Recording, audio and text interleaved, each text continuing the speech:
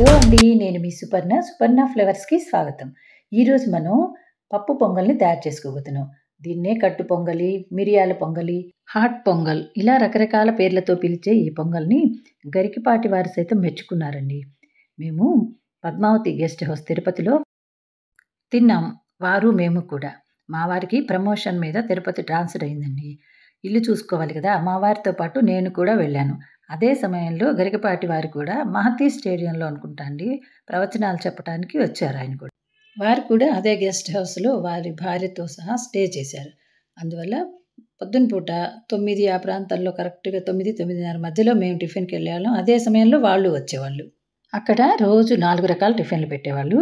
ఈ పప్పు పొంగలి మాత్రం కంపల్సరీగా ఉండేది.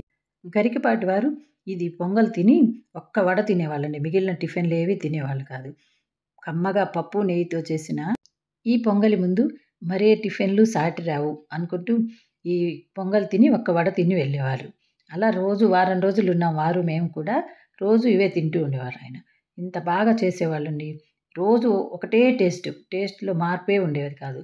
ఇలా వాళ్ళు ఎలా చేయగలుగుతున్నారు? వారం రోజుల తర్వాత నేను వెళ్తూ వాళ్ళని ఈ రెసిపీ అడిగి తెలుసుకున్నాను. అప్పటినుంచి ఎప్పుడు చేసినా ఇలాగే చేస్తాను.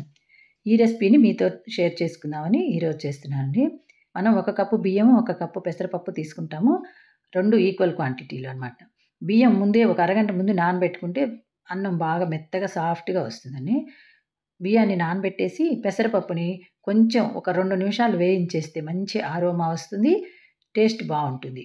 అలా వేయించేసి ఒకసారి కడిగి పక్కన పెట్టేసుకొని, మనం 2 కప్పులు తీసుకున్నాం కదా! బియ్యము, పెసరపప్పు దీనికి 4 రెట్లు నీళ్ళు పోసుకోవాలి. అంటే 8 కప్పులు వాటర్ పోసి అవి మరుగుతూ ఉన్నప్పుడు మనం నానబెట్టి ఉంచుకున్న బియ్యాన్ని ఒకసారి కడిగేసి, ఆ బియ్యము, ఈ పెసరపప్పుని కూడా ఒకసారి కడిగేసి వీటిని ఈ రెండిటిని ఏసేసి దీనిలో తగినంత సాల్ట్ కూడా వేసి మామూలుగా ఉడికించుకుంటున్నామండి. మనం జనరల్‌గా ఈ పప్పు పొంగల్‌కి ఏం చేస్తారంటే కుక్కర్‌లో వండేస్తారు. అలా వండటం వల్ల ఎక్కువ సేపు సాఫ్ట్‌గా ఉండకుండా కొంచెం సేపటికల్లా గట్టి పడిపోతుందిట. అందుకని వాళ్ళు ఇలా వండుతారటండి. విడిగానే వండుతారట. అందుకే నేను విడిగా వండి చూపిస్తున్నాను. అసలు ఈ రుచి కూడా చాలా బావుంటుందండి విడిగా వండితే. అందుకే విడిగా వండుతున్నాను. 8 కప్పులు వాటర్ పోసి తగిన సాల్ట్ ఏసి మూత పెట్టేసి ఉంచితే కొంచెం మీడియం ఫ్లేమ్‌లో ఉంచుకోవాలి. హైలో పెట్టకుండా. మనం వాటిని కొంచెం సేపు నానబెట్టి ఉంచాం కాబట్టి త్వరగానే ఉడుకుతుంది. అది ఉడికేలోపు మనం ఒక ప్యాన్‌లో పావు కప్పు నెయ్యి వేశానండి. నెయ్యి ఎంత వేసుకుంటే అంత కమ్మగా ఉంటుంది. నెయ్యి వేసి అది కరిగిన తర్వాత అందులో ఒక 4 పచ్చిమిర్చిని సన్న ముక్కలు చేసి వేసుకొని, అల్లం తురుము ఒక ఇంచి అల్లాన్ని సన్నగా తురిమి వేశాను. అందులోనే ఒక 10, 15 జీడిపప్పు, జీలకర్ర, ఇందులో మెయిన్ ఇంగ్రీడియెంట్ మిరియాలు. అవి వేసి ఇవి వేగనిచ్చి ఇందులో కరివేపాకు, కొంచెం ఇంగువ ఇవన్నీ వేసి గనక ఈ పోపుని తయారు చేసి పెట్టుకున్నామంటే అన్నం ఉడకగానే అందులో కలిపేయొచ్చు. ఇలా చేయటం వల్ల ఇది ఎంత అన్నం నీరు పీల్చుకోవాలో అంత పీల్చేసుకుంటుంది కాబట్టి సాయంకాలం వరకు ఉన్నా కూడా అది గట్టిగా అవ్వదండి. సెమీ లిక్విడ్ లాగా ఇలాగే ఉంటుంది. అందుకని ఇలా వండుతారట విడిగా. చక్కగా ఇది కలిపేసి దీనిలో మనం తయారు చేసుకున్న నెయ్యి పోపుని గనక వేసేసి వెంటనే స్టవ్ ఆఫ్ చేసి మూత పెట్టి ఉంచుకోవాలండి. ఒక 10-15 మినిట్స్ ఉంచుకుంటే చక్కగా అన్నానికి నెయ్యి పట్టి మంచి రుచొస్తుంది. ఈ పొంగలి ఏ పూజకైనా నైవేద్యానికి పనికొస్తుంది.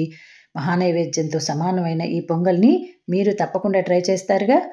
దీన్ని సర్వింగ్ బౌల్‌లో తీసుకొని నైవేద్యం పెట్టిన తర్వాత మీ ఇంట్లో వాళ్ళకి మంచి కొబ్బరి చట్నీ లేదా అల్లం చట్నీ లేదా 2 వీటితో సర్వ్ చేశారంటే ప్లేట్లు లాగించేస్తారంటే నమ్మండి. ఒక చిన్న రిక్వెస్ట్ అండి.